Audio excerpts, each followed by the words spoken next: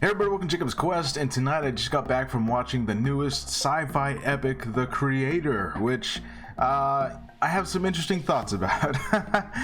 This thing has been advertised as being, well, like I said, a sci-fi epic, and it's all IMAX advertised, and I think it definitely deserves the IMAX treatment. It looks amazing. The scale of it is really great. You definitely get those Rogue One vibes, just by, you see like this giant landscape and then some massive structure floating in the sky, and it just, you can tell it just looks really great on a big screen, so even for visuals alone, I would say, like, yeah, go ahead and check it out on IMAX just to like see that, right? However, I do have some criticisms here. So let's just start with the first half of this movie. Even the first 2/3, I would say, are really, really strong. Like, so strong that as I was watching it, I was like, am I watching like this generation's Blade Runner? Because that's essentially what this movie is. Like a lot of sci-fi, new properties, you can kind of pair it with a bunch of other things that you've seen before, which is perfectly fine. I mean, that's all that Star Wars is a bunch of stuff that you've seen before kind of amalgamated together, right? So you definitely get your hints of Blade Runner, you get a little bit of Logan, you get a little bit of Aliens, the Marines from Aliens, you get a little bit of even stuff like Avatar, like a lot of these elements. You're like, okay, I see the stuff that was put in the blender and then resulted in this movie, and it works for the most part. The first 2/3 of this movie are really well paced. There's a lot of great action, there's a lot of great world building, and even though some of it is familiar, they managed to make it feel really fresh. I was reminded a lot of if you've ever seen the Animatrix, I forget what the name of it, but it's basically the backstory of the Matrix, of like how the robots started rising up and took over humanity.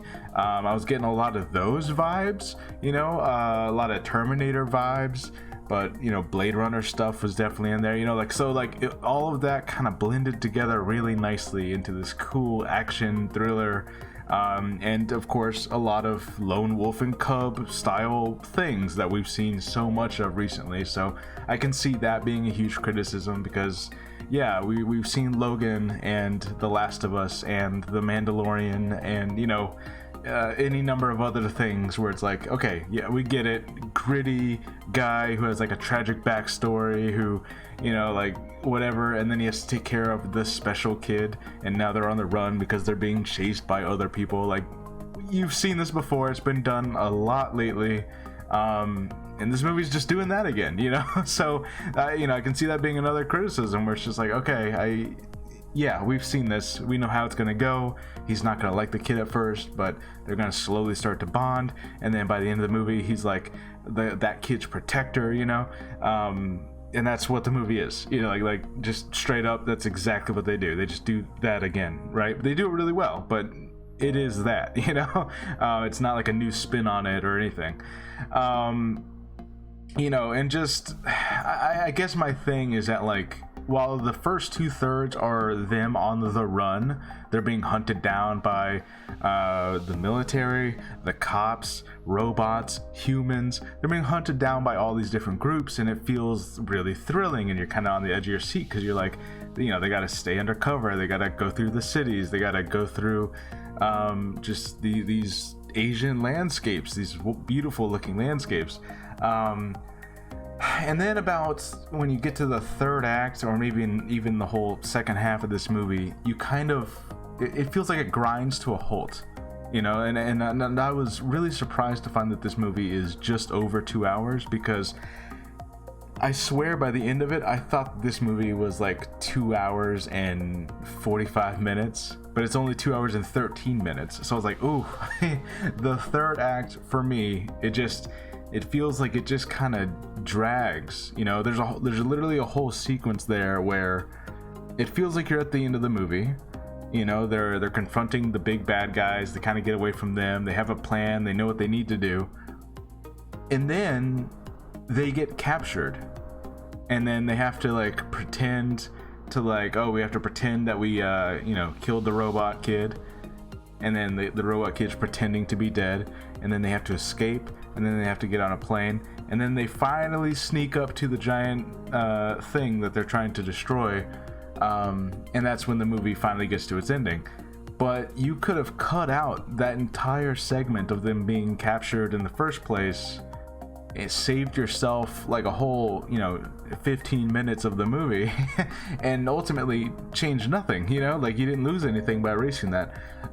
So definitely I think the third act kind of brings this movie down, which sucks because the first two acts I felt were so strong. I was legitimately like, oh my god, this is the new Blade Runner. This is going to be like the new thing that everyone talks about and praises. And it might still be. Like, I don't know what the public perception of this movie is. We're going to get to that. Also, there's some other things I'm curious about.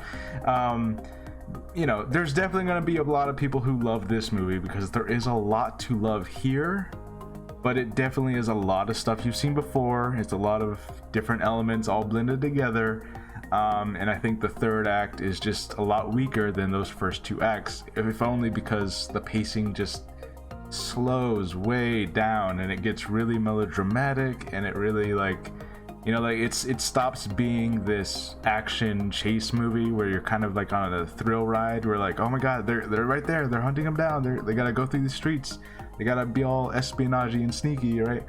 And it just becomes this like really dramatic, slow music, and I don't know, it kind of changes to a different movie a little bit, so I don't know, they definitely give it that, an epic, adventure, epic battle kind of vibe to it, but I don't know, I feel like the third act is just kind of weak. Having said that, also it's kind of predictable. Like think about the most dramatic version of this movie, where like the hero sacrifices himself at the end and the kid like is now this Jesus figure to all the robots, and it's like, yeah, that's the movie. that's the whole movie. So something else interesting that I don't know how people are going to react to this. I mean, I can already imagine how certain people will react to this.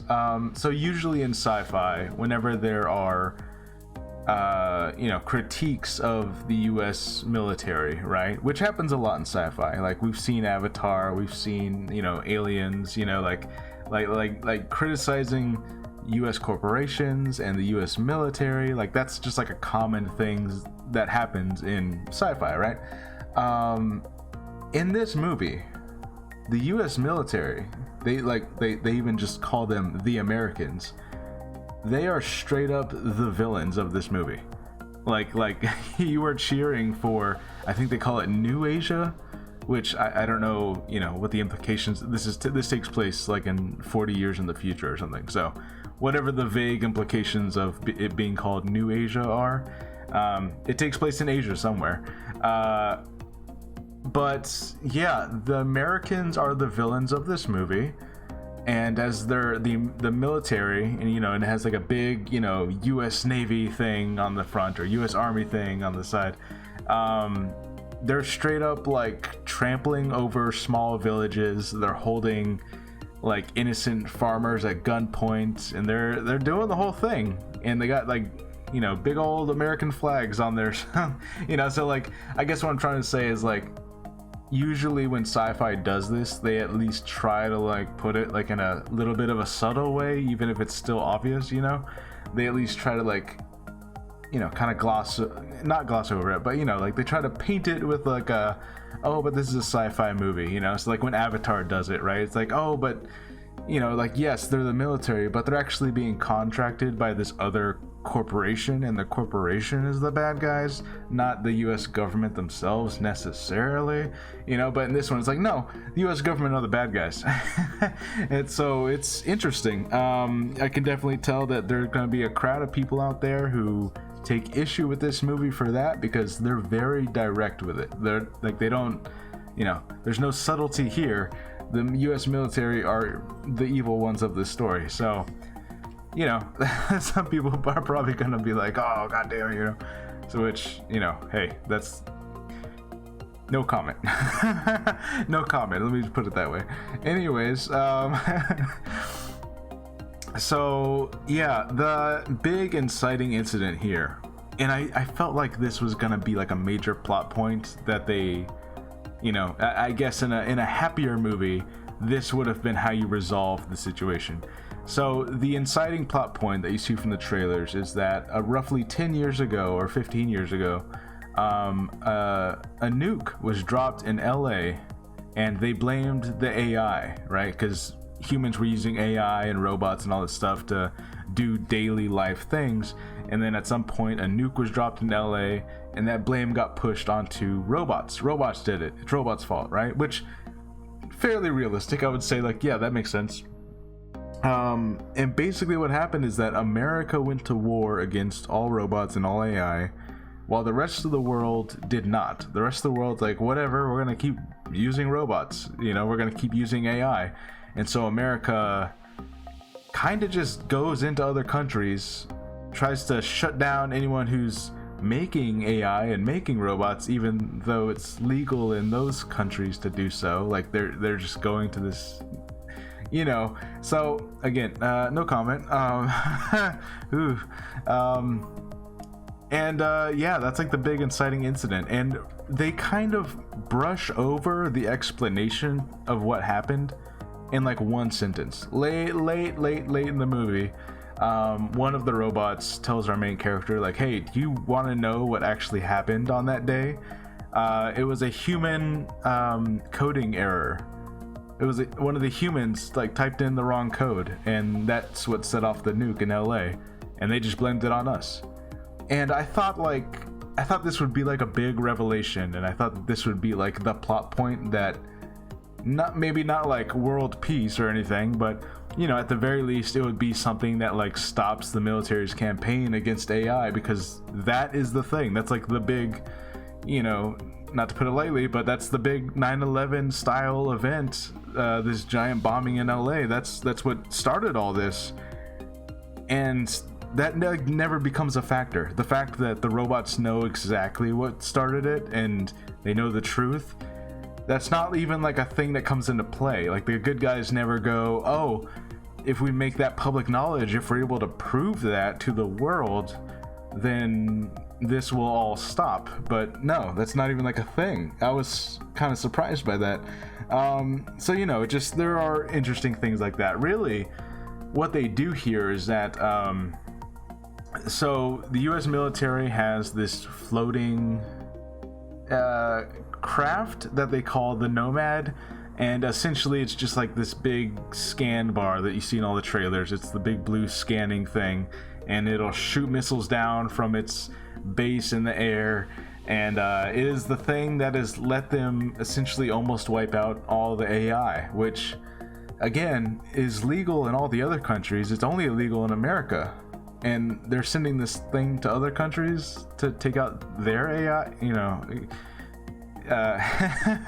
Yeah, anyways, so basically the big victory here is that the kid is able to take down this floating structure, and that's how the movie ends. So we don't like get like a resolution to the big war.